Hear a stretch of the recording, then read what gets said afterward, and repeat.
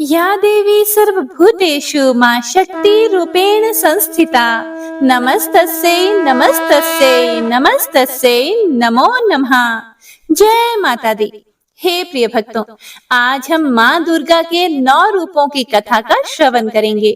नवरात्रि का यह अद्भुत और पावन पर्व हमें माँ आदि शक्ति के असीम स्वरूप का स्मरण करवाता है।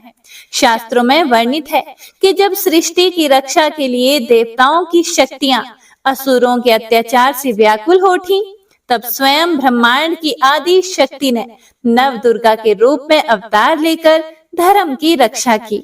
देवी भागवत महापुराण और मार्कंडेय पुराण में कहा गया है कि माँ के ये 9 स्वरूप केवल शक्ति का ही नहीं, बल्कि साधना, ज्ञान, शांति और करुणा का भी दिव्य संदेश देते हैं।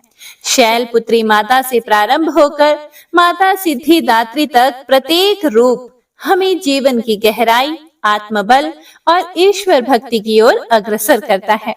तो आइए हम सभी मन, वचन और कर्म से पावन संकल्प लेकर माँ दुर्गा के इन दिव्य रूपों की कथा श्रवण करें, ताकि उनके चरणों की कृपा से हमारा जीवन भय, दुख और बाधाओं से मुक्त हो सके और हम सद्मार्ग पर अग्रसर होकर परम सिद्धि को प्राप्त करें। जय माता दी। ओम श्री गणेशाय नमः। माँ दुर्गा के प्रथम रूप माँ शैलपुत्री की कथा। माँ दुर्गा अपने पहले स्वरूप में शैलपुत्री के नाम से पूजी जाती हैं। पर्वतराज हिमालय की पुत्री होने के कारण इनका नाम शैलपुत्री पड़ा। अपने पूर्व जन्म में यह प्रजापति दक्ष की कन्या के रूप में उत्पन्न हुई थी। तब इनका नाम सती था। इनका विवाह भगवान शंकर जी से हुआ था। एक बार प्रजापति दक्ष ने बहुत बड़ा यज्ञ किया, जिसमें उन्होंने समस्त देवताओं को अपना अपना यज्ञ भाग प्राप्त करने के लिए निमंत्रण दिया, लेकिन शिव जी को उन्होंने इस यज्ञ में आमंत्रित नहीं किया। देवी सती ने जब सुना कि हमारे पिता एक अत्यंत विशाल यज्ञ का अनुष्ठान कर रहे हैं, तब वहां जाने के लिए वे बहुत उत्सुक हुई और वहां जाने की यह इच्छा उन्होंने भगवान शिव को बताई। भगवान शिव ने कहा, हे प्रिय, हे देवी पार्वती, प्रजापति दक्ष किसी कारणवश हमसे रुष्ट हैं। अपने यज्ञ में उन्होंने समस्त देवताओं को निमंत्रण दिया है, लेकिन हमें जानबूझकर वहां नहीं बुलाया गया। ऐसे में तुम्हारा वहां जाना बिल्कुल भी उचित नहीं होगा। हे प्रिय भक्तों, भोलेनाथ के इस उपदेश से देवी सती का मन शांत नहीं हुआ। पिता का यज्ञ देखने और वहां जाकर अपनी माता और बहनों से मिलने की उनकी व्याकुलता किसी भी प्रकार से कम नहीं हुई। माता सती की जिद को देखकर भगवान शिव कुछ नहीं बोल सके और माता सती पिता के घर चली गई। पिता के घर पहुंचकर उन्होंने देखा कि कोई भी उनसे आदर और प्रेम से बातचीत नहीं कर रहा है। केवल उनकी माता ने ही उन्हें प्यार से गले लगाया। परिजनों के इस व्यवहार से देवी सती को बड़ा दुख हुआ। उन्होंने यह देखा कि वहां भगवान शिव के प्रति तिरस्कार का भाव भरा हुआ है। दक्ष ने उनके प्रति कुछ अपमानजनक शब्द भी कहे। यह सब देखकर माता सती का हृदय ग्लानि और क्रोध से संतप्त हो उठा। उन्होंने सोचा कि अपने स्वामी भोलेनाथ जी की बात ना मानकर और यहाँ आकर मैंने बहुत बड़ी गलती की है। वह अपने पति भगवान शिव के इस अपमान को सहन नहीं कर सकी। उन्होंने अपने इस रूप को तत्काल वहीं योगा अग्नि द्वारा जलाकर भस्म कर दिया। वज्रपात के समान इस दारुण दुखद घटना को सुनकर भगवान शिव बड़े क्रुद्ध हो गए। उन्होंने अपने गणों को भेजकर दक्ष के उस यज्ञ का पूरी तरह से विध्वंस कर दिया। सती ने योगा अग्नि द्वारा अपने शरीर को भस्म करने के बाद अगले जन्म में शैलराज हिमवान के घर में जन्म लिया और वह शैलपुत्री के नाम से विख्यात हुई।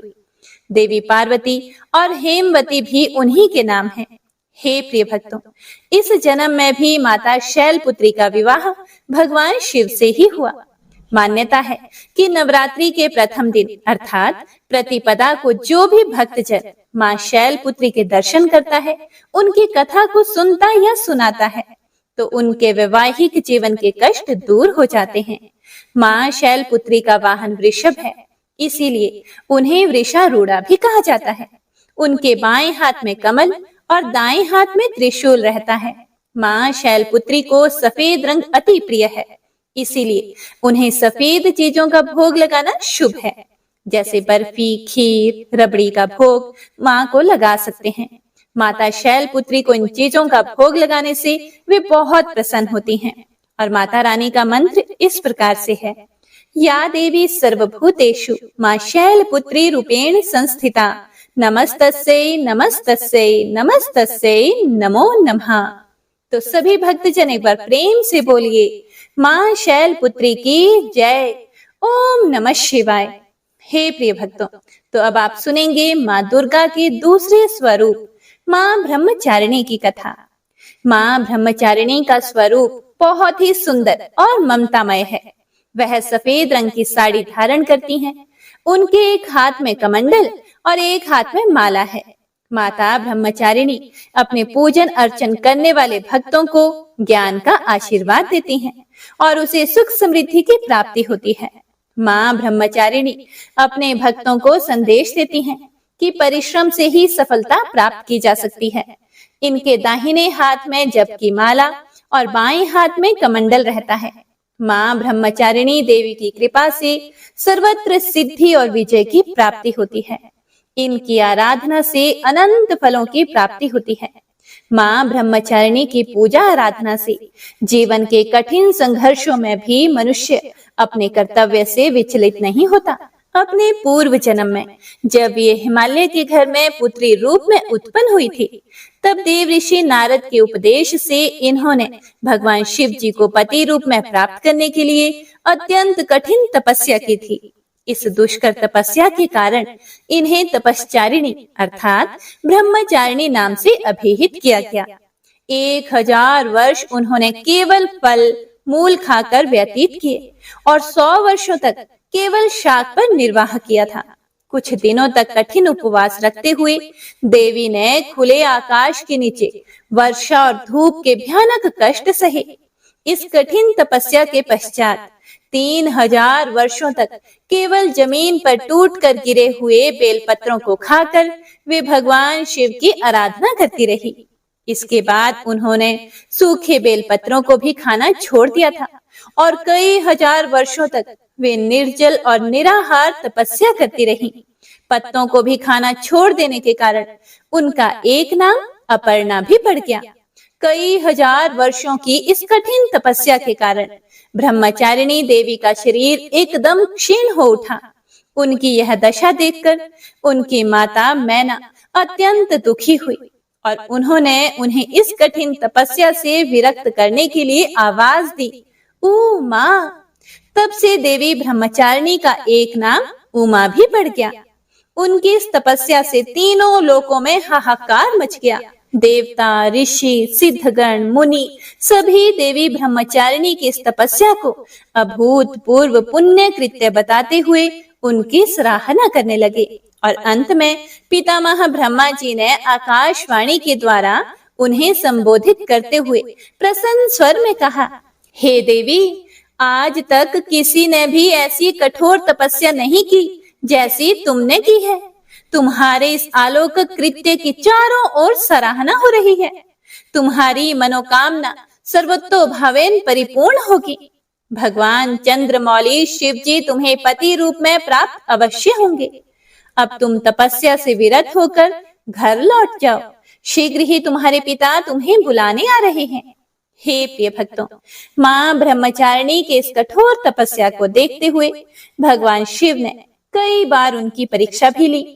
उस परीक्षा में देवी माँ उत्तीर्ण हुई और इससे प्रसन्न होकर महादेव भगवान भोलेनाथ ने माता ब्रह्मचारिणी को अपनी अर्धांगिनी स्वीकार किया, उन्हें आशीर्वाद दिया तथा उनसे विवाह किया। माँ दुर्गा का यह दूसरा स्वरूप भक्तों और सिद्धों को अनंत फल देने वाला है। देवी ब्रह्मचारिणी की आराधना से अनंत फल की प्राप्ति एवं तप, त्याग, वैराग्य, सदाचार, संयम जैसे गुणों की वृद्धि होती है। जीवन के कठिन संघर्षों में भी व्यक्ति अपने कर्तव्य से विचलित नहीं होता। माँ ब्रह्मचारिणी देवी की कृपा से उसे सर्वत्र सिद्धि और विजय की प्राप्ति होती है। दुर्गा पूजा के दूसरे दिन इन्हीं के स्वरूप की उपासना की जाती है। तो सभी भक्तजन प्रेम से बोलिए, माता ब्रह्मचारिणी की जय। जय माँ भवानी। हे प्रिय भक्तों, तो अब सुनिए माँ दुर्गा के तीसरे स्वरूप माँ चंद्र घंटा की कथा।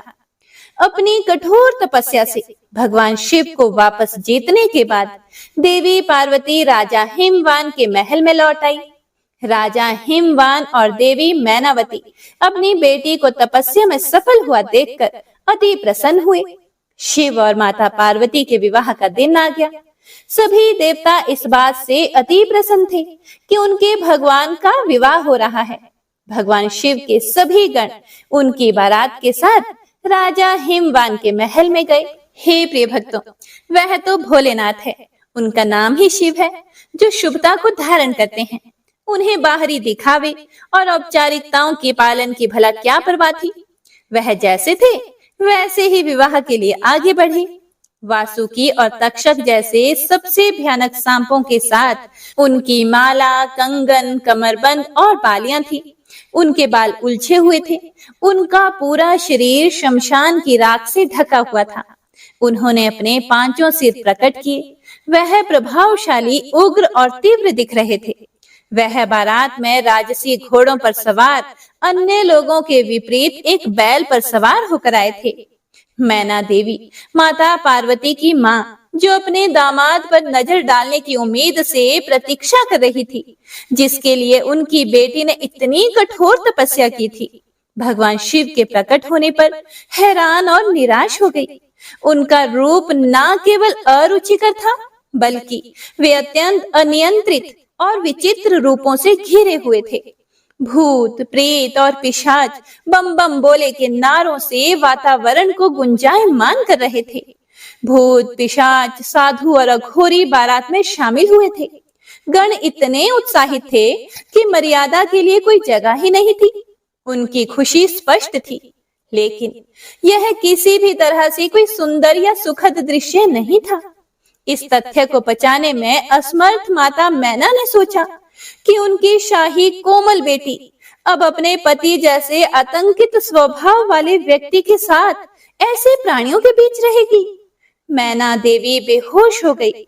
देवी पार्वती ने शिव तत्व को गहराई से आत्मसात कर लिया था, और जैसा कि हमने उनके ब्रह्मचारिणी स्वरूप में देखा, वह सप्त ऋषियों के लिए शैव सिद्धांत की गुरु भी थी।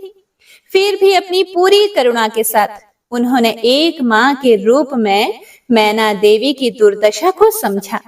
भोलेनाथ को शांत होने और विवाह के लिए एक सुखद रूप प्रस्तुत करने के लिए मनाने के लिए वे चली गई। हे प्रिय भक्तों, देवी पार्वती ने स्वयं उनके तीव्र रूप से मेल खाने के लिए क्षण भर के लिए उग्र रूप को धारण कर लिया। उनके 10 हाथों में विभिन्न हथियार थे और उनके मुकुट पर एक घंटी के आकार का चंद्रमा था। देवी के इस रूप को चंद्र घंटा के रूप में पूजा जाता है। मां के इस रूप ने भगवान शिव के रौद्र रूप को शांत किया था और उनके उपद्रवी गणों को वश में किया था। चंद्र घंटा के उग्र और तेजस्वी रूप को मानते हुए मां ने शिव से सौम्य रूप धारण करने का आग्रह किया, जिस पर वह तुरंत सहमत भी हो गए।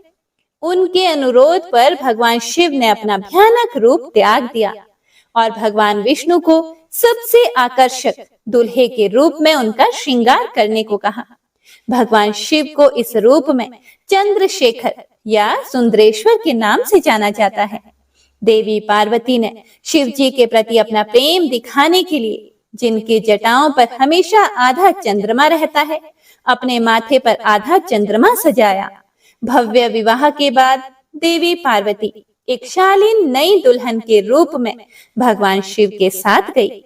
भगवान शिव अभी भी ध्यान में डूबे हुए थे और देवी पार्वती एक बार फिर हर दिन उनकी गुफा को साफ करती थी और उनकी सभी जरूरतों का प्यार से ख्याल भी रखती थी। धीरे धीरे देवी पार्वती ने कैलाश में अपना नया घर स्थापित किया। इस बीच तारकासुर बेचैन हो रहा था। अब जब शिव और उनकी शक्ति एकजुट हो गए, इसीलिए तारकासुर डरा हुआ था। उसने नव विवाहित के जीवन में सौहार्द को बाधित करने के लिए एक दुष्ट चमगादड़ राक्षस जतुकासुर को भेजा, जबकि भगवान शिव घोर तपस्या में लीन थे और मां पार्वती अपने घर के कामकाज में थी। जतुकासुर पूरे चमगादड़ सेना के साथ कैलाश पर पहुंचा। जतुकासुर और उसकी चमगादड़ सेना ने आकाश को केवल अपने पंखों से ढक लिया। उन्होंने मां पार्वती के नव सजाए घर को उजाड़ना शुरू कर दिया। अभी भी एक संकोची दुल्हन और राक्षसों और असुरों के तरीकों में मां पार्वती ने शक्तिशाली नंदी की मदद लेने का फैसला किया, लेकिन नंदी कहीं नहीं मिला। इस बीच भगवान शिव के अन्य गणों ने जतुकासुर और उसकी शक्तिशाली सेना से सुरक्षा के लिए उनसे प्रार्थना की, क्योंकि उन्हें बार बार जतुकासुर के हाथों हार का सामना करना पड़ रहा था और भगवान शिव अभी भी गहरी तपस्या में लीन थे। तब मां पार्वती स्वयं शिव जी से मिलने गई। उन्होंने उनसे इस स्थिति से बाहर निकलने का मार्गदर्शन करने के लिए विनती की। फिर भी अपने तप से विचलित ना होते हुए भगवान शिव ने उन्हें भीतर से सशक्त बनाने का निर्णय लिया। भगवान शिव अपनी साधना में गहरे थे। तभी देवी पार्वती को जतुकासुर से स्वतंत्र रूप से लड़ने की प्रेरणा मिली। तभी उन्होंने अकेले ही जतुकासुर से मुकाबला करने का फैसला किया। वह गुफा से बाहर निकली और देखा कि आकाश में अभी भी अंधेरा था, चमगादड़ों के पंखों से ढका हुआ था। उन्होंने चंद्रदेव से प्रार्थना की कि वह उनके लिए युद्ध के मैदान को रोशन करने के लिए उनके मस्तक पर आराम करे। युद्ध के मैदान में उनकी सहायता करने के लिए हिमालय भेड़ियों का एक झुंड उनकी सहायता के लिए दौड़ा।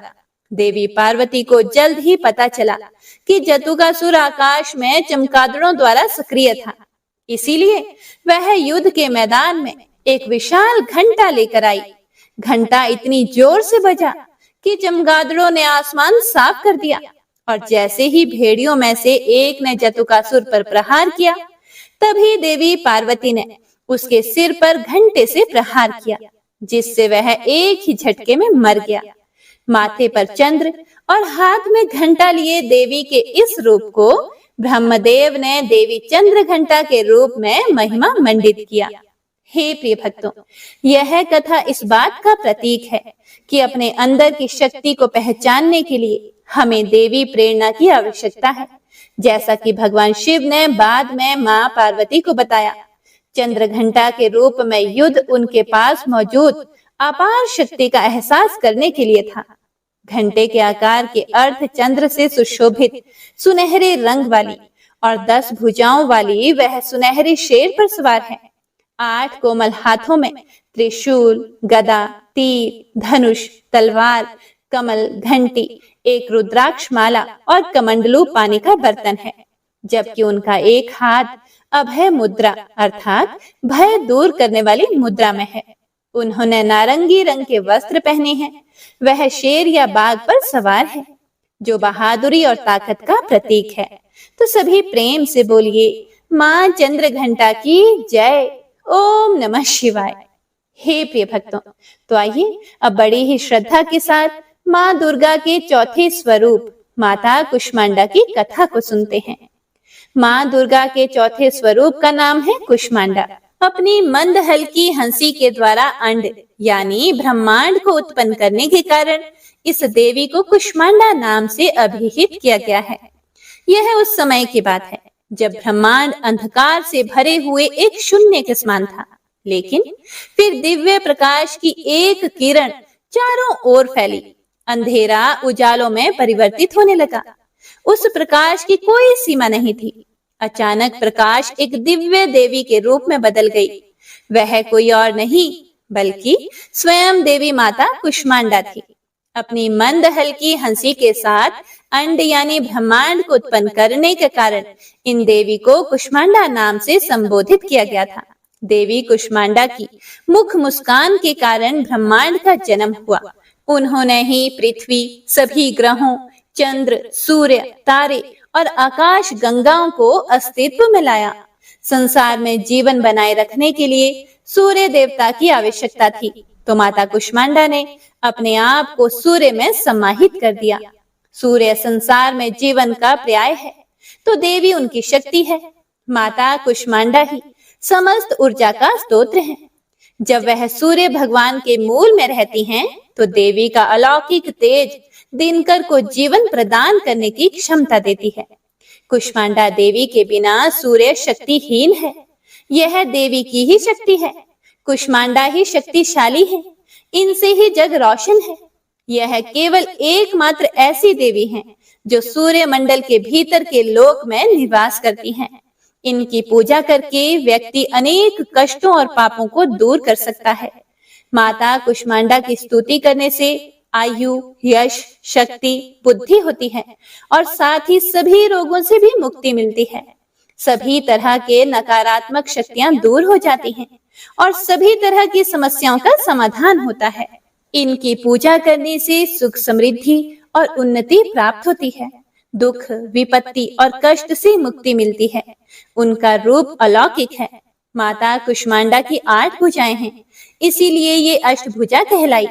इनके 7 हाथों में कमंडल, धनुष, बाण, कमल पुष्प, अमृत पूर्ण कलश, चक्र तथा गदा है और 8वें हाथ में सभी सिद्धियों और निधियों को देने वाली जपमाला है। इस देवी का वाहन सिंह है। संस्कृत में कुमड़े को कुष्मांडा कहते हैं, इसीलिए इस देवी को कुष्मांडा कहा जाता है। इस देवी का वास सूर्य मंडल के भीतर लोक में है। सूर्य लोक में रहने की शक्ति, क्षमता केवल इन्हीं में है। इसीलिए इनके शरीर की कांति और प्रभा सूर्य के भांति ही चमकती है।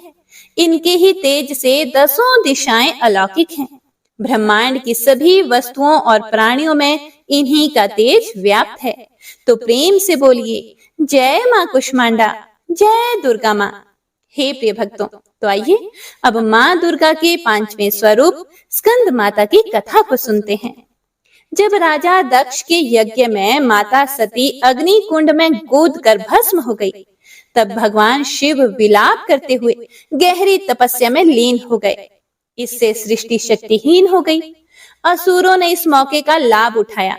पौराणिक कथाओं में वर्णित है कि एक असुर जिसका नाम तारकासुर था, उसने अपनी कठोर तपस्या से ब्रह्मा जी को प्रसन्न करके अमर होने का वरदान मांगा। तब ब्रह्मा जी ने कहा, हे तारकासुर, इस धरती पर जिसका जन्म हुआ है उसका मरना निश्चित है। कोई भी अमर नहीं हो सकता। तुम कोई और वरदान मांगो। ऐसा सुनकर तारकासुर बहुत दुखी हुआ और कुछ देर सोचने के बाद तारकासुर ने कुटिल मुस्कान के साथ कहा, हे भगवान, मुझे यह वरदान दीजिए कि मेरी मृत्यु भगवान शिव के पुत्र के हाथों हो। ब्रह्मा जी ने कहा, तथास्तु, और वह अंतर्ध्यान हो गए। हे प्रिय भक्तों, तारकासुर ने यह सोच लिया था कि भगवान शिव तो माता सती के वियोग में अनादि काल तक तपस्या में लीन रहेंगे और माता सती का स्थान शंकर भगवान किसी और को नहीं देंगे। इसीलिए वे तो अब विवाह करेंगे ही नहीं और उसकी मृत्यु, जो कि शंकर भगवान के पुत्र के हाथों होनी है, और बिना शिव के विवाह किए उनका जन्म लेना भी असंभव है। हे प्रिय भक्तों, एक प्रकार से तो तारकासुर स्वयं को अमर ही समझ बैठा था। वह बहुत ही शक्तिशाली और क्रूर हो गया था। यह वरदान मिलने के बाद उसने देवताओं पर अत्याचार करना शुरू कर दिया। देवतागण बहुत ही परेशान हो गए और उन्होंने ब्रह्मा जी से मदद मांगी। ब्रह्मा जी ने कहा, तारकासुर का अंत शिव पुत्र ही कर सकते हैं। यह सुनकर इंद्र और समस्त देवतागण भगवान शिव के पास पहुंचे। इस सृष्टि को तारकासुर से मुक्ति दिलाने का निवेदन किया। भगवान शिव ने सभी देवताओं को इस समस्या से मुक्ति दिलाने का वचन दिया। तब भगवान शिव जी पार्वती के अपने प्रति अनुराग की परीक्षा लेते हैं और माता पार्वती की तपस्या से प्रसन्न होकर उनसे विवाह करते हैं। विवाह के बाद शिव पार्वती के पुत्र स्कंद, जिन्हें हम कार्तिकेय कहते हैं, उनका जन्म हुआ। कार्तिकेय बाल अवस्था से ही बहुत वीर और शक्तिशाली थे, किंतु माता पार्वती ने स्कंद माता का रूप धारण किया और कार्तिकेय को अपना पुत्र बनाया और उन्हें अस्त्र शस्त्र की शिक्षा दी। उन्हें अपनी समस्त शक्ति प्रदान की। हे प्रिय भक्तों, अब उन्होंने दुष्ट असुरों का संहार करना शुरू कर दिया। कार्तिकेय बाल अवस्था से ही बहुत वीर और शक्तिशाली थे। उन्होंने दुष्ट असुरों का संहार शुरू कर दिया। अंततः वह समय भी आ गया जिसकी देवताओं को युगों से प्रतीक्षा थी। उन्होंने तारकासुर से युद्ध किया। एक भयंकर युद्ध हुआ जिसमें कार्तिकेय ने तारकासुर का वध कर दिया। देवताओं ने भगवान कार्तिकेय की वीरता की प्रशंसा की और उन्हें देवताओं का सेनापति बनाया। स्कंद माता की उपासना नवरात्रि के 5वें दिन की जाती है। इस दिन साधक का मन विशुद्धि चक्र में अवस्थित होता है। उसके विग्रह से भगवान स्कंद बालक के रूप में इनकी गोद में बैठे होते हैं। स्कंद माता की 4 भुजाएं हैं, जिनमें दाहिनी तरफ की ऊपर वाली भुजा से 6 शीशों वाले भगवान स्कंद को गोद में पकड़े हुए हैं और दाहिने तरफ की नीचे वाली भुजा जो कि ऊपर की ओर उठी है, उसमें कमल का फूल है। बाईं तरफ की ऊपर वाली भुजा पर आशीर्वाद मुद्रा में है और नीचे वाली भुजा में कमल का फूल है। यह है भगवान स्कंद कार्तिकेय की माता है। इनका वर्ण पूर्णतः शुभ्र है। ये कमल के आसन पर विराजमान है। इनका वाहन सिंह है। इसी कारण इन्हें पद्मसना देवी भी कहा जाता है। स्कंद माता सूर्य मंडल की अधिष्ठात्री देवी हैं। इनका उपासक अलौकिक तेज और कांति से युक्त होता है। उनके पास एक अलौकिक प्रभा मंडल अदृश्य भाव से सदा बना रहता है जो उनकी रक्षा करता है। नवरात्रि पूजन के 5वें दिन का शास्त्रों में पुष्कल महत्व बताया गया है। इस चक्र में अवस्थित रहने वाले साधक की समस्त बाह्य क्रियाएं एवं चित्त वृत्तियों का लोप हो जाता है। वह विशुद्ध चैतन्य रूप की ओर अग्रसर होता है।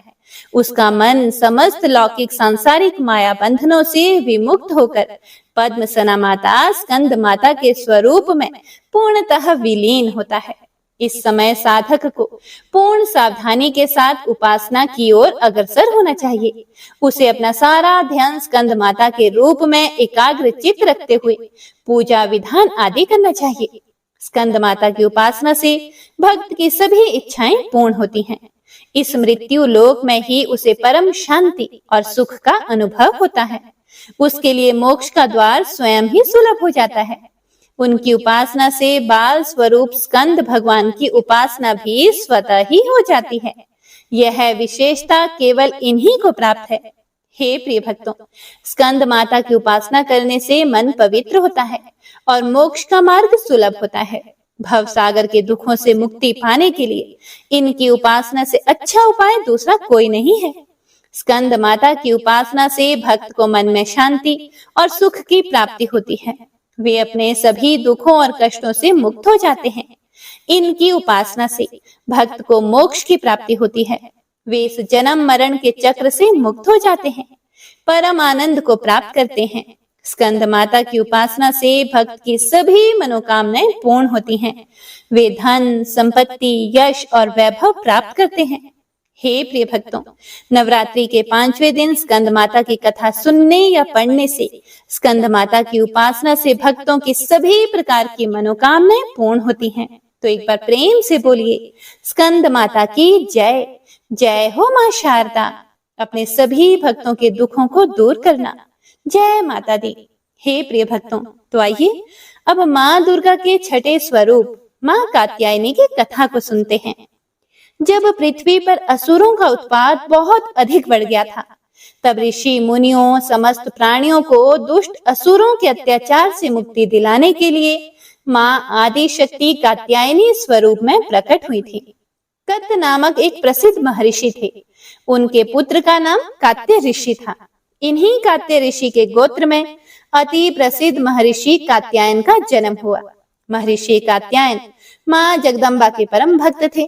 महर्षि कात्यायन की प्रबल इच्छा थी कि माँ भगवती उनके घर पुत्री के रूप में जन्म ले। माँ जगदम्बा की उपासना करते हुए उन्होंने बहुत वर्षों तक कठोर तपस्या की। माँ भगवती ने उनकी तपस्या से प्रसन्न होकर महर्षि कात्यायन के घर में जन्म लेना स्वीकार कर लिया। आश्विन कृष्ण चतुर्दशी को ये महर्षि कात्यायन की पुत्री के रूप में माताजी का जन्म हुआ। जन्म के उपरांत कात्यायन ऋषि ने माता आदिशक्ति की विधिवत पूजा का आयोजन किया। शुक्ल सप्तमी, अष्टमी तथा नवमी तक 3 दिन इन्होंने कात्यायन ऋषि की पूजा ग्रहण करके दशमी को महिषासुर का वध कर दिया था। महिषासुर का वध करने के बाद समस्त देव मानव लोकों में माँ दुर्गा की जय जयकार होने लगी। कात्यायन ऋषि की पुत्री होने के कारण ये माताजी कात्यायनी के नाम से विख्यात हुई। हे प्रिय भक्तों, इनसे जुड़ी एक दूसरी कथा और भी है। इस कथा के अनुसार जब दानव महिषासुर का अत्याचार पृथ्वी पर बहुत अधिक बढ़ गया, तब भगवान ब्रह्मा, विष्णु, महेश तीनों ने अपने अपने तेज का अंश देकर महिषासुर के विनाश के लिए एक देवी को उत्पन्न किया। महर्षि कात्यायन ने सर्वप्रथम माँ कात्यायनी की पूजा की। इसी कारण से यह कात्यायनी कहलाई। माँ कात्यायनी अपने भक्त को निश्चित फल प्रदान करती हैं। भगवान कृष्ण को पति रूप में पाने के लिए ब्रज की गोपियों ने इन्हीं की पूजा कालिंदी यमुना के तट पर की थी। ये ब्रज मंडल के अधिष्ठात्री देवी के रूप में प्रतिष्ठित हैं। भगवान श्री कृष्ण ने भी माता कात्यायनी की पूजा की थी। इनका स्वरूप अत्यंत ही भव्य और दिव्य है। इनका वर्ण सोने के समान चमकीला और उज्जवल है। इनकी 4 भुजाएं हैं। माता जी का दाहिनी तरफ का ऊपर वाला हाथ अभय मुद्रा में है तथा नीचे वाला आशीर्वाद मुद्रा में है। बाईं तरफ के ऊपर वाले हाथ में तलवार और नीचे वाले हाथ में कमल पुष्प सुशोभित है। इनका वाहन सिंह है। इनकी शक्ति को परिपूर्ण आत्मदान करने वाले ऐसे भक्त को सहज भाव से माँ कात्यायनी के दर्शन प्राप्त हो जाते हैं। माँ कात्यायनी की भक्ति और उपासना द्वारा मनुष्य को बड़ी सरलता से अर्थ, धर्म, काम, मोक्ष 4 फलों की प्राप्ति हो जाती है। वह इस लोक में स्थित रहकर भी अलौकिक तेज और प्रभाव से युक्त हो जाता है। उसके रोग, शोक, संताप, भय आदि सर्वथा विनष्ट हो जाते हैं। जन्म जन्मांतर के पापों को विनष्ट करने के लिए माँ की उपासना से अधिक सुगम और सरल मार्ग दूसरा नहीं है। इनका उपासक निरंतर इनके सानिध्य में रहकर परम पद का अधिकारी बन जाता है। इसीलिए हमें अति दयालु माँ के शरणागत होकर उनकी पूजा उपासना के लिए तत्पर होना चाहिए। जय जय माँ कात्यायनी। हे प्रिय भक्तों, तो आइए अब सुनते हैं माँ दुर्गा के 7वें स्वरूप माता कालरात्रि की बड़ी ही दुर्लभ कथा। पौराणिक कथाओं के अनुसार शुंभ, निशुंभ और रक्त बीज नामक 3 दुष्ट दैत्य थे। इन तीनों ने मिलकर तीनों लोकों में हाहाकार मचा दिया था। समस्त प्राणियों और देवताओं के सामने जीवन संकट उत्पन्न हो गया था। इन दुष्ट दैत्यों के बल के आगे कोई भी अस्त्र शस्त्र टिक नहीं पा रहा था। अंत में परेशान होकर सभी देवतागण भगवान शिव के पास पहुंचे और उनसे समस्त प्राणियों और अपने प्राणों की रक्षा की गुहार लगाई। भगवान शिव ने देवताओं की व्यथा को समझते हुए उन्हें शीघ्र ही इन संकट से छुटकारा दिलाने और समस्त प्राणियों की सुरक्षा का वचन दिया। शिव शंकर जी को पता था कि इन दैत्यों का संहार माता पार्वती ही कर सकती हैं। तत्पश्चात भगवान शिव ने माता पार्वती से कहा, हे देवी, आप आदि शक्ति जगत जननी हैं। आपके तेज का सामना तीनों लोकों में कोई नहीं कर सकता। आप इन दुष्ट राक्षसों का वध करके इस सृष्टि की रक्षा करें। भगवान शिव की आज्ञा पाकर माता पार्वती ने दुर्गा देवी का रूप धारण किया और शुंभ, निशुंभ एवं रक्त बीज का वध करने निकल पड़ी। मगर उन दानवों को समाप्त करने में एक विकराल समस्या थी। रक्त बीज को यह वरदान मिला हुआ था कि जहां भी उसके रक्त की एक भी बूंद नीचे गिरेगी, वहां रक्त बीज जैसा दूसरा दानव उत्पन्न हो जाएगा, जिसके कारण उसका वध करना अत्यंत कठिन हो जाता था। माँ दुर्गा ने दानवों की सेना का संहार करना आरंभ कर दिया। भीषण युद्ध हो रहा था। ऐसा लगता था जैसे पृथ्वी रक्त से लाल हो जाएगी। माँ दुर्गा अपने सिंह पर सवार होकर दानवों के खेमे में प्रलय मचा रही थी। उनका रौद्र रूप देखकर दानव भय से कांप रहे थे। चारों तरफ रक्त और लाशों का अंबार लग गया था। सभी दानव काल के गाल में समा गए, लेकिन असल कार्य तो रक्त बीज का वध करना था। जब माँ दुर्गा रक्त बीज का वध कर रही थी, उस समय रक्त बीज के शरीर से जितना भी रक्त भूमि पर गिरता था, उससे वैसे ही सैकड़ों दानव उत्पन्न हो जाते थे। तब देवी पार्वती समझ गई कि इसका खून धरती पर गिरने नहीं देना है। तब देवी पार्वती ने वहां साधना की। माता की साधना के तेज से काल रात्रि उत्पन्न हुई। तब मां पार्वती ने काल रात्रि से उन राक्षसों को खा जाने का निवेदन किया। जब माता ने उसका वध किया तो काली उसका सारा रक्त पी गई और रक्त की एक बूंद भी भूमि पर गिरने नहीं दी। इसीलिए माता के इस रूप में उनकी जीभ रक्त रंजित लाल है। इस तरह से मां कालिका रणभूमि में असुरों का गला काटते हुए गले में मुंड की माला पहनने लगी। इस तरह से रक्त बीज युद्ध में मारा गया। मां दुर्गे का यह स्वरूप काल रात्रि कहलाता है। हे प्रिय भक्तों, तभी से मां काल रात्रि देवी के 7वें स्वरूप के रूप में स्थापित है। काल रात्रि 2 शब्दों को मिलाकर बना है। एक शब्द है काल, जिसका अर्थ है मृत्यु, वह जो अज्ञानता को नष्ट करती है, और एक शब्द है रात्रि, माता को रात के अंधेरे के गहरे रंग का प्रतीक दर्शाया है। काल रात्रि का रूप दर्शाता है कि एक करुणामयी मां अपनी संतान की सुरक्षा के लिए आवश्यकता होने पर अत्यंत हिंसक और उग्र भी हो सकती है। हे प्रिय भक्तों, इस प्रकार जो भी साधक व्रत करता है और माता की कथा का श्रवण करता है, उनका पूजन करता है, उसके लिए ब्रह्मांड की समस्त सिद्धियों के द्वार खुलने लगते हैं। उसके समस्त पापों विघ्नों का नाश हो जाता है। उसे अभय पुण्य लोकों की प्राप्ति होती है। मां काल रात्रि दुष्टों का विनाश करने वाली है। नवरात्रि के 7वें दिन काल रात्रि की पूजा की जाती है। काल रात्रि देवी दुर्गा का ही एक रूप है, जिसे दैत्य रक्त बीज के वध के लिए माता ने अपने तेज से उत्पन्न किया था। मां दुर्गा की 7वीं शक्ति काल रात्रि के नाम से जानी जाती है। इनका शरीर का रंग काला है, जो अंधकार का प्रतीक है। इनके बाल बिखरे हुए हैं, जो उनकी उग्रता का प्रतीक है। इनके गले में बिजली की माला है, जो इनकी शक्ति का प्रतीक है। इनकी सांसों से अग्नि निकलती है। ये गर्दभ की सवारी करती हैं। ऊपर उठे हुए दाहिने हाथ की वर मुद्रा से सभी को आशीष प्रदान करती हैं। दाहिनी तरफ का नीचे वाला हाथ अभय मुद्रा में है, मतलब कि भक्तों को हमेशा निडर और निर्भय रहना चाहिए। बाएं वाले हाथ में लोहे का कांटा और नीचे वाले हाथ में खड़ग तलवार सुशोभित है।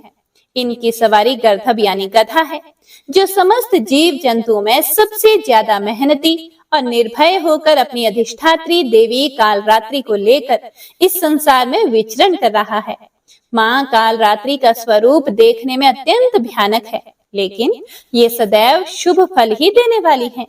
इसी कारण इनका एक नाम शुभंकरी भी है। इसीलिए इनसे भक्तों को किसी भी प्रकार से भयभीत अथवा आतंकित होने की आवश्यकता नहीं है। यह माता पूर्णतः ममतामयी है। तो प्रेम से बोलिए माता काल रात्रि की जय। हे प्रिय भक्तों, तो आइए अब सुनिए माँ दुर्गा के 8वें स्वरूप माता महागौरी की पौराणिक व्रत कथा।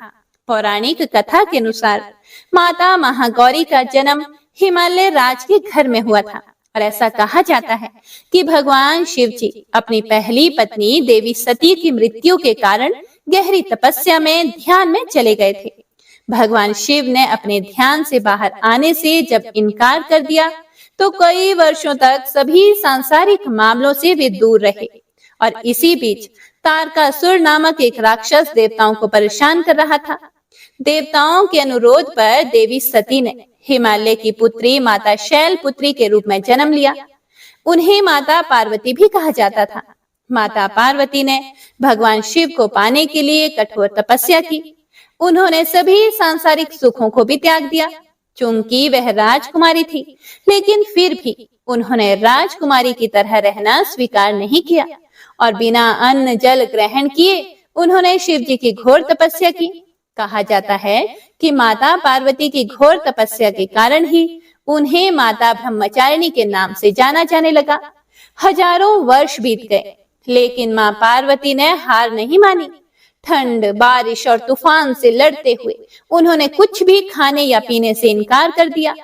इससे उनकी त्वचा काली पड़ गई और उनका शरीर भी धूल, मिट्टी, पत्ते आदि से ढक गया। इस गंभीर तपस्या के कारण माँ पार्वती ने अपनी सारी चमक खो दी और बेहद कमजोर हो गई। अंत में लंबे समय के बाद भगवान शिव ने उनकी तपस्या पर ध्यान दिया। उन्होंने उनकी भक्ति की परीक्षा भी ली और यह महसूस किया कि वह वास्तव में सती का ही रूप है। भगवान शिव माता पार्वती से विवाह करने के लिए तैयार हो गए, क्योंकि वह कमजोर हो चुकी थी और सभी प्रकार की गंदगी में ढकी हुई थी। तो भगवान शिव ने उन्हें शुद्ध बनाने का फैसला किया और उन्होंने अपने बालों से बहने वाली गंगा के पवित्र जल को माँ पार्वती पर गिरा दिया। इस पवित्र जल ने माता पार्वती के शरीर की सारी गंदगी धो डाली और उनकी खोई हुई चमक उन्हें वापस प्राप्त हुई। जैसे ही शुद्ध और पवित्र जल उन पर गिरा, उनकी त्वचा ने अपने प्राचीन चमक वापस पा ली और वे उत्कृष्ट चमकदार आभा में बदल गई। उनका रंग चंद्रमा की चमक के समान उज्जवल हो गया, जिससे महादेव जी ने उनका नाम महागौरी रखा। तभी से उनका नाम महागौरी पड़ गया, जो दूधिया सफेद रंग और वर्ण वाली थी। शंख, चंद्रमा और कुंद फूल की सफेदी उनके सुंदर उत्तम सौंदर्य का मुकाबला नहीं कर सकती थी। शुद्ध सफेद साड़ी में लिपटी हुई हीरे जड़ित आभूषण से सुसज्जित एक सफेद बैल पर भव्य रूप में बैठी हुई वे हजारों सूर्य की चमक से चमचमा रही हैं। चतुर्भुजी, 4 भुजाओं वाली होने के कारण वे 2 हाथ में एक त्रिशूल और एक डमरू रखती हैं, जबकि उनके अन्य 2 हाथ अभय और वर मुद्रा में प्रदर्शित हैं। महागौरी की पूजा उनके भक्तों की आत्मा को शुद्ध करके उनके पापों और अशुद्धियों को धोने की क्षमता रखती है। इनकी पूजा और कथा का श्रवण करने से सभी अमोघ फलों की प्राप्ति होती है। वैवाहिक जीवन सुखमय होता है, धन ऐश्वर्य की प्राप्ति होती है। तो एक बार प्रेम से बोलिए, माता महागौरी की जय। ओम नमः शिवाय। हे प्रिय भक्तों, तो आइए अब माँ दुर्गा के 9वें स्वरूप सिद्धिदात्री माता की कथा का श्रवण करते हैं। एक समय जब सृष्टि में अंधकार छा गया था, तब एक दिव्य शक्ति ने जन्म लिया, जो महाशक्ति के अलावा और कोई नहीं थी। देवी शक्ति ने ब्रह्मा, विष्णु और महादेव की त्रिमूर्ति को जन्म दिया और तीनों को संसार के लिए अपने कर्तव्यों को निभाने के लिए अपनी भूमिका को समझने की सलाह दी। उनके कहे अनुसार त्रिदेव एक महासागर के किनारे बैठ गए और कई वर्षों तक तपस्या की। तब माँ देवी ने सिद्धिदात्री के रूप में उन्हें दर्शन दिए और तीनों को अपनी शक्तियों के रूप में पत्नियां दी, ताकि वे लोग उनकी मदद से सृष्टि रचना का कार्यभार कर सकें और धीरे धीरे सृष्टि में सब कुछ निर्माण हो। इस तरह माँ सिद्धिदात्री की कृपा से सृष्टि की रचना, पालन, संहार का कार्य संचालित हुआ। उस समय भगवान शिव ने माता सिद्धिदात्री की कठोर तपस्या करके 8 सिद्धियों को प्राप्त किया था और साथ ही साथ माँ सिद्धिदात्री की कृपा से भगवान शिव का आधा शरीर देवी का हो गया और वह अर्धनारीश्वर कहलाए। माँ दुर्गा का यह अत्यंत ही शक्तिशाली स्वरूप है। इस ब्रह्मांड की शक्ति देवी दुर्गा हैं, जिन्होंने समय समय पर विभिन्न रूप धारण करके प्रकृति और सृष्टि के संरक्षण का कार्यभार संभाला। जब किसी दैत्य के सामने देवताओं के युद्ध कौशल कम पड़ते थे, तब स्वयं माँ आदि शक्ति भवानी सिद्धिदात्री अपने पुत्रों का रक्षण करती है। माता सिद्धिदात्री देवी दुर्गा, जो न सिर्फ नारी शक्ति का स्वरूप है, बल्कि भक्तों की आस्था का परम पात्र भी है। एक समय पर महिषासुर नामक एक भयंकर राक्षस ने चारों ओर हाहाकार मचा दिया। वह जहां तहां मौत का नाच नाचता था और उसके गण ऋषियों के यज्ञों में विघ्न उत्पन्न करते थे। महिषासुर को वरदान प्राप्त था कि कोई भी देव, पशु या नर उसका वध नहीं कर सकता। इसीलिए स्वयं त्रिदेव भी उसको मारने में असमर्थ थे। निरंकुश दैत्य राज महिषासुर ने अपने वरदान को कवच के रूप में उपयोग करते हुए देवलोक में भी अपना आधिपत्य जमा लिया और देवों को वहां से निकाल फेंका। देवताओं के यज्ञ भाग को भी उसने अपने वश में कर लिया। दैत्य से परेशान होकर सभी देवता त्रिदेव के पास गए और उनकी स्तुति करने लगे। सभी देवता के मुख पर चिंता का कारण त्रिदेव पहले से ही जानते थे। यह सब हाल जानकर भगवान शिव मुस्कुराए और बोले, हे नारायण, अब समय आ गया है कि हम सभी अपने तेज से इस जग की रक्षिका देवी दुर्गा का आवाहन करें। यह सुनकर स्वयं ब्रह्मदेव और नारायण ने भी हामी भरी। इसके बाद स्वयं भगवान शिव, भगवान विष्णु और ब्रह्मदेव के शरीर से तेज उत्पन्न हुआ और वह एक जगह आकर मिल गया। इसके बाद वहां जितने भी देवता उपस्थित थे, सभी के शरीर से महातेज उत्पन्न हुआ और सभी त्रिदेव के उस परम तेज में आ मिले। उस दिव्य तेज ने एक सुंदर स्त्री का रूप ले लिया। महादेव के तेज से माता का मुख, नारायण के तेज से 8 भुजाएं, ब्रह्मदेव के तेज से चरण, यमराज के तेज से मस्तक और केश, चंद्रमा के तेज से माता के स्तन, देवराज के तेज से माता की कमर, वरुण के तेज से जंघाएं और इसी तरह से अन्य देवताओं के तेज से माता के भिन्न भिन्न अंग उत्पन्न हुए। सभी देवताओं ने मिलकर माता को श्रेष्ठ अस्त्र शस्त्र दिए। महादेव ने अपने त्रिशूल से शूल, नारायण ने अपने चक्र से एक दिव्य चक्र, देवराज इंद्र ने एक दिव्य और शक्तिशाली वज्र, सागर ने सुंदर रत्नों से सजे आभूषण, कभी मैली न होने वाली वस्त्र और मुकुट दिए। वरुण ने शंख, हिमालय ने माता को सवारी रूप में सिंह और इसी प्रकार देव शिल्पी विश्वकर्मा ने माता को दिव्य अस्त्र शस्त्र निर्माण करके दिए। माता का यह स्वरूप अत्यंत तेजस्वी और भयंकर था। देवी के इस विशाल और भव्य स्वरूप को देखकर सभी देवताओं ने करबद्ध होकर उनकी स्तुति की तथा देवी पर पुष्प वर्षा की और माता ने प्रसन्न होकर कहा, हे देवों, कहो मेरा प्रादुर्भाव किस प्रयोजन से किया है? मैं अत्यंत प्रसन्न हूँ। मुझे बताओ, मैं तुम्हारी समस्या का हल किए देती हूँ। जिसके बाद देवताओं ने सारा हाल कह सुनाया। इसके बाद युद्ध भूमि में माता ने विकराल रूप धारण करके पहले दैत्य राज की सेना का विध्वंस किया और बाद में महिषासुर को भी मार दिया। हे प्रिय भक्तों, इसी तरह से पूर्व समय में दुर्गम नामक एक महाबली असुर था। उसने भगवान ब्रह्मा की कठोर तपस्या करके अद्भुत वरदान प्राप्त कर लिया और वरदान के प्रभाव से दुर्गमासुर ने वेदों का अपहरण कर लिया, जिससे सारी धार्मिक क्रियाएं, भावनाएं लुप्त हो गई।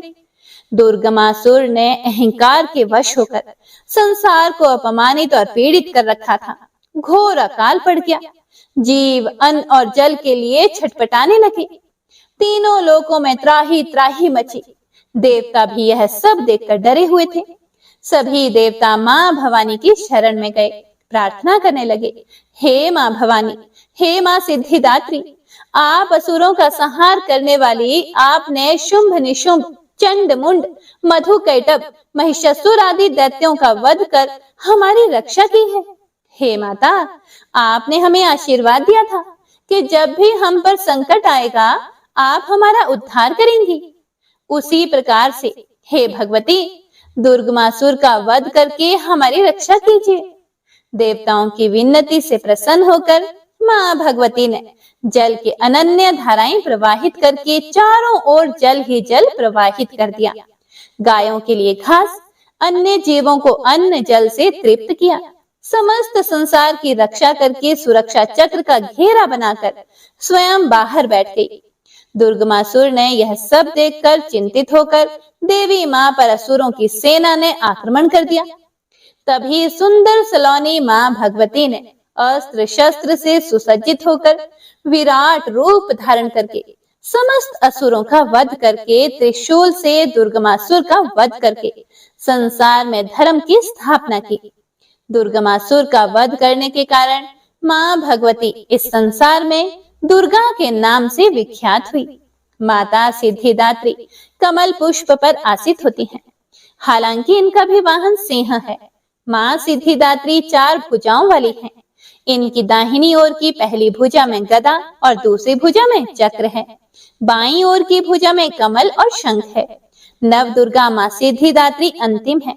अन्य 8 दुर्गाओं की पूजा उपासना शास्त्रीय विधि विधान के अनुसार करते हुए भक्त दुर्गा पूजा नवमी के दिन इनकी उपासना में प्रविष्ट होते हैं।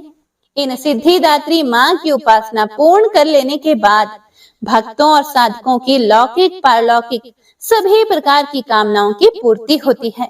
तो एक बार प्रेम से बोलिए, जय माँ सिद्धिदात्री, जय माँ दुर्गा, ओम नमः शिवाय। हे जगत जननी माँ दुर्गा, आपके ये 9 दिव्य स्वरूप केवल शक्ति का प्रतीक ही नहीं, बल्कि भक्ति, ज्ञान, शांति और प्रेम का साक्षात दर्शन है। आपकी कृपा से हमारे जीवन में धर्म, साहस और सद्भावना का प्रकाश फैले। आपका आशीर्वाद हर घर में सुख, स्वास्थ्य, समृद्धि और उत्साह का संचार करे। जय माता दी। हे माँ भगवती, आपके 9 स्वरूपों की यह महिमा कथा हमारे हृदय में नई ऊर्जा, निष्ठा और भक्ति का संचार करे। आपकी दिव्य शक्ति हमें सदैव धर्म, सत्य और प्रेम के मार्ग पर चलने की प्रेरणा दे। जगत की जननी, सब संकटों को हरने वाली माँ, आपकी कृपा से हमारे जीवन में सुख, शांति और समृद्धि का सदा वास हो। सर्व मंगल मांगल्ये शिवे सर्वार्थ साधिके, शरण्य त्र्यंबके गौरी नारायणी नमोस्तुते। जय माँ दुर्गा, जय जय नौ दुर्गा।